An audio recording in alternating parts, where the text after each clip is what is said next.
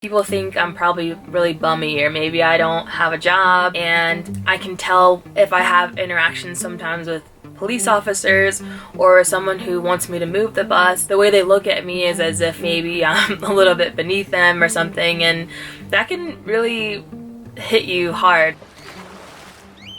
My name's Deeanna, and I live in a converted shuttle bus. I've lived in Tahoe for 4 years, and just in the last year I moved into the bus. So a normal day for me looks like waking up, I feed my dog Luna, and then I'll make my coffee, kind of just tidy up and make sure the bus is ready to move. Once that's done, I move to my new spot where I either will work or just to hang out for the day. A lot of times I'll try to park by the lake just because it's a nice view and it's fun. And then in the evening time, I move again. Overall, I spent 40 grand on the bus. The biggest expense was the bus itself, which I bought for $15,000. The actual build took about 8 months, and I did it in the middle of winter on the side of the road. Alright, I want to just take you through the bus and show you around. So these are the original bus doors. I ended up putting a remote on them. It helps them open automatically. I've got a pantry above the driver's seat, which basically just has all of my dog stuff in there, treats, toys. Over here, I just have some shoe storage. This is my living room area and also my workstation. So I'll use this to put my laptop, and I use my other monitor there. I've got a lot of kitchen storage, just my utensils, cups and plates. And then down here is my refrigerator. So it comes out on this drawer. It's half fridge, half freezer. It runs off of 12 volt, which is really efficient. And then these are my dog's water bowls. I have them on these mounts. They don't move around while I drive. Just a little bench seat. And then this is kind of like my little plant area. I just put these lights in to hopefully help them grow. And down here is my propane locker. It's important to have these for safety, so if there's any propane leaks, it will be vented out the bottom of the bus instead of inside.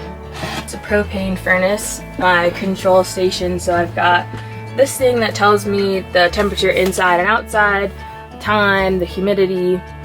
This controls my inverter, which is my power system. This shows me how much battery power I have, and this is a CO2 alarm. Here's my closet. I've got plenty of storage up here, all of my other storage down here, and my laundry basket. I've got even additional shoe and miscellaneous storage in here, which is a step I use to get up into my bed. And up here I've got a queen size bed. I've got plenty of storage up above the foot area.